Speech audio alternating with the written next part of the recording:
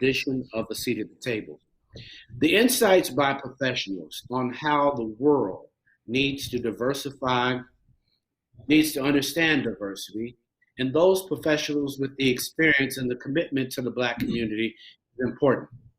Tonight, at A Seat at the Table, you'll see, meet, and get one of the most premier experienced professionals in the area of diversity and inclusion.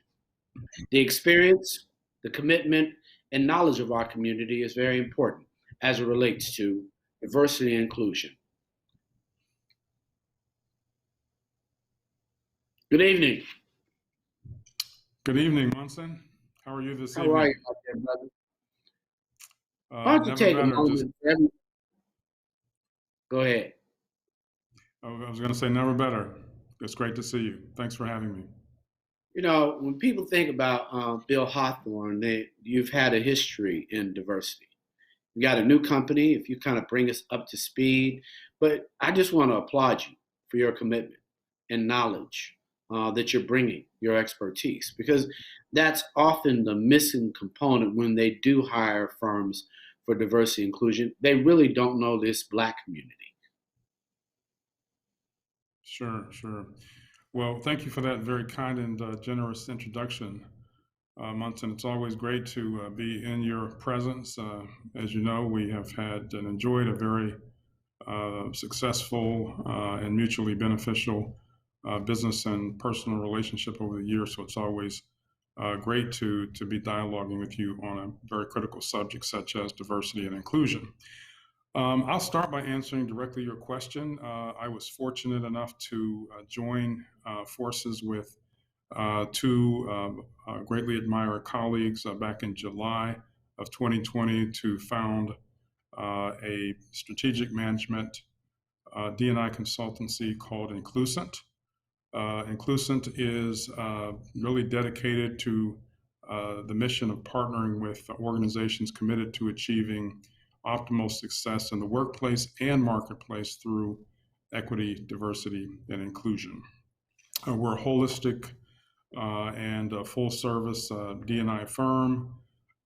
We help corporations on strategies from A to Z, encompassing workplace initiatives, encompassing supplier diversity and procurement inclusion initiatives, including diverse customer retention and acquisition. And also, and not certainly not least, is we help companies understand strategic ways to and effective ways to invest in the communities where they live and do business. So that's sort of us in a nutshell, Bunsen. Super. So when you think about that and you're meeting with an organization, what are the things that they should really be evaluating diversity and inclusion firms on? Because you definitely bring a wealth of information and a wealth of experience. How can people and CEOs actually evaluate themselves and know when they call you what they should really be asking for? Yeah, sure. Well, you know that's sort of a chicken and an egg question, Munson. Oftentimes, when CEOs call, they do not have a really clear idea on their needs. And that is exactly why we suggest as a first step, Munson, really as a second step, I would say the first step has already been taken, and that is, as you suggest, the CEO or the C-suite executive has acknowledged that there is an opportunity to do a better job on D&I, and therefore has undertaken a step to reach out to gain some expertise. After that step has been taken, and we are in now dialogue about what should we do. That's often a question that we get is, so this elephant is so huge, how do we begin to digest it? And it really has to start at really doing an assessment or an examination of your current state, really in three critical areas that we believe represent the main pillars of an effective equity, diversity, and inclusion initiative. Those three pillars being looking at how you're performing on representation and inclusion and ultimately belonging in the workplace. And there's a whole set of steps and tactics that have to be taken in order to effectuate a culture that is welcoming to a broad range of diverse individuals. So that's the one prong, that's the one pillar that must be examined. The second pillar that we believe must be examined is how are you doing in your supply base? Does your supply base adequately and proportionally represent the availability of, we're talking Black now. Our firm specializes on all dimensions of diversity, but for purposes of this conversation, we're going to talk about the Black segment, since that is primarily your target and the segment that you're most interested in. We want to know, how are you allowing Black-owned businesses to participate in your supply chain, Munson?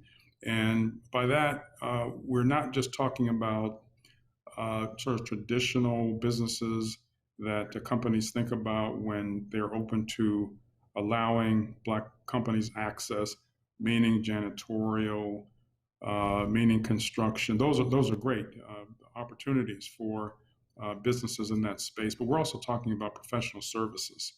And when we talk about professional services, we're talking about what you do, Munson, marketing services. We're talking about legal services. We're talking about accounting services. We're talking about investment bankers, investment managers.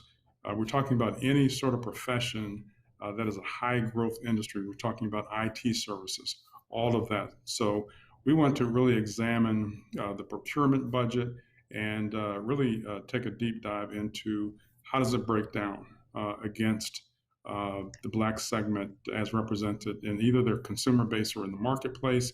And then finally, as I mentioned previously, we want to know what is the company's record on paying it forward, giving back to those organizations in the community that have a strong track record on achieving positive outcomes for the Black community in ways that align with their philanthropic investment.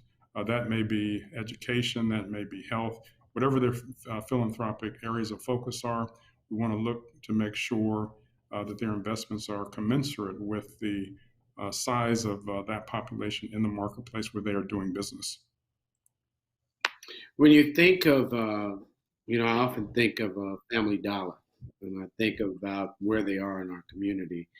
And then I think about the fact that as receipt shareholders, are those mothers and families shopping there, having their children recruited from college, and is that company actually going to send some of those children whose mothers and fathers and grandparents have walked in that door? If you're going to say something to a CEO like that, because I don't want to say just Family Dollar, any receipt shareholder corporation, how should they think about that as a business case? And I just want to say, you figured out and participated where it was a business case. So how should the CEO think about that as they go to market?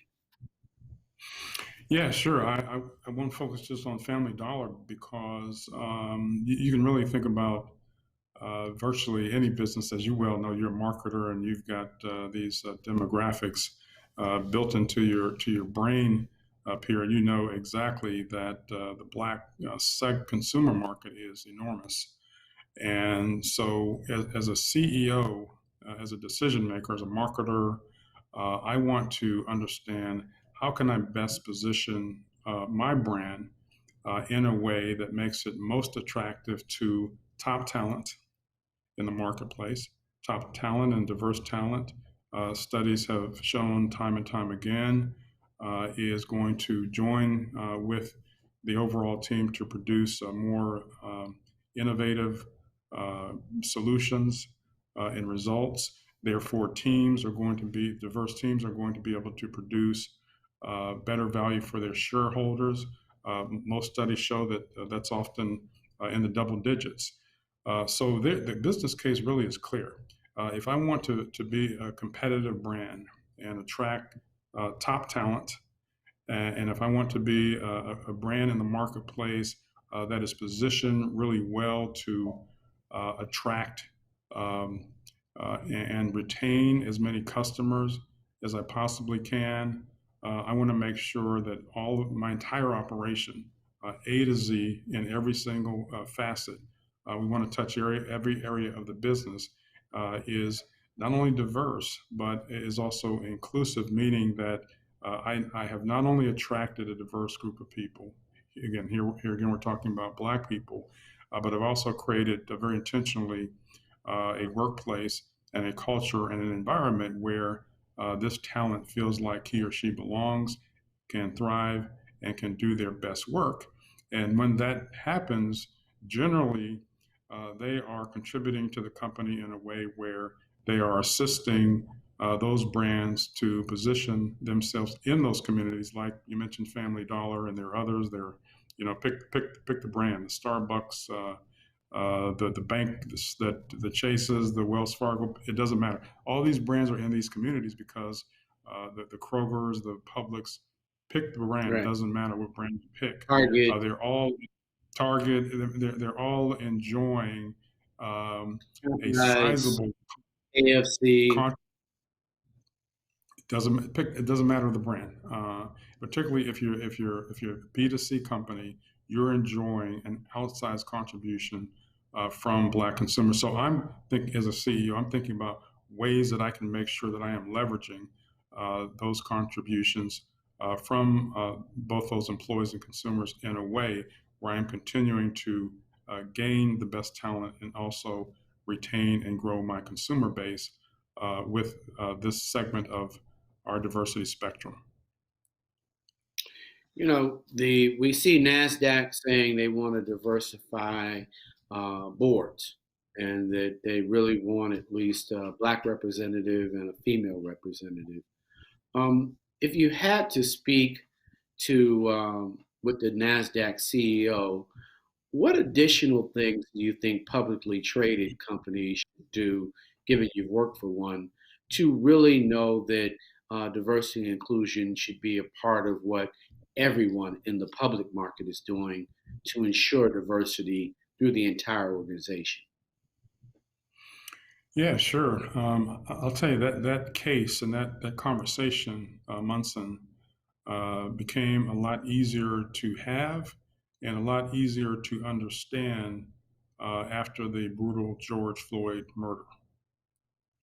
Because what we saw in the aftermath of that murder is something that we had not seen previously in my time as a diversity leader, which were the following things. We saw employees of all stripes um, make the case, both in their numbers and their demands of their employers, to do a better job on diversity and inclusion. We saw employees walk out of companies, large companies. Google would be one example that comes to mind because of a failure of performance on diversity and inclusion.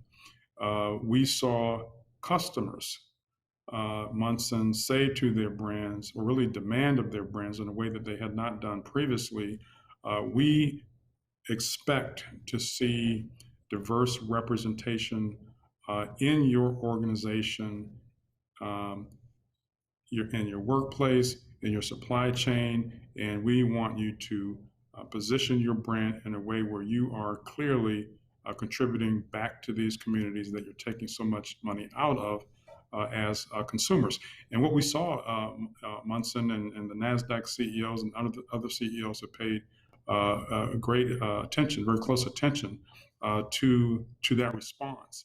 And as you well know, a number of them have responded by, first of all, making it very clear where they stand on diversity and inclusion.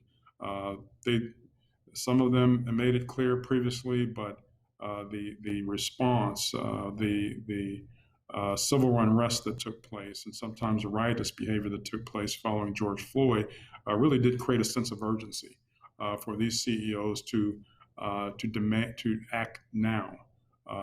They have hired. There's been just a flurry of activity in terms of hiring of CDOs and staffing. When I say CDOs, Chief Diversity Officers, and staffing these departments. There's been a real commitment in terms of let's measure the results. Some companies now, and I'll call out Starbucks as a great example, has decided they are going to tie uh, their compensation plans to diversity results, whatever that plan calls for. Um, Other companies, such as Delta Airlines, their CEO has come forward with a really strong plan and metrics really across the board, where we're talking about senior level representation, board representation, procurement spend, and also community investments. And those plans are really unmistakably clear. And they are asking both their employees and other stakeholders to hold them accountable for results. So the business case now, and talking to any CEO, is really plain as day. Those companies who get it are going to fare well in the future. Those who don't, who are failing to act now, are going to fare less well in the marketplace if they do not really step up and commit very intentionally to growing their results in the D&I space. Thank you for that. For those who have no idea, during the George Floyd movement, which was an igniting moment, um, obviously as a martyr, having to lose his life to illustrate to the world that there was this racism in America that would take a life in broad daylight, almost callously. But at the same time, the movement has moved this country forward in a way that hasn't appeared in some time. How do we sustain this movement as a community? What and how do we make our demands to even make sure that companies employ companies like you to at least evaluate where they are? How do we motivate and begin to call out so that the movement doesn't stop? And additionally, how do we really get behind diversity and inclusion to support something for our children and our future? Yeah, that's a lot. It's a lot in that question. I'll unpack it this way: that the thing that, to me, the element that had been missing previously, Munson, in D&I efforts, has been accountability. Accountability by key stakeholders, and by that I mean employees must continue to challenge their employers to not just knee jerk to the urgency that was created by the George Floyd movement, but also to sustain uh, continuous momentum and progress against clear, measurable areas. So employees must keep the pressure on. They must continue to hold their employers accountable.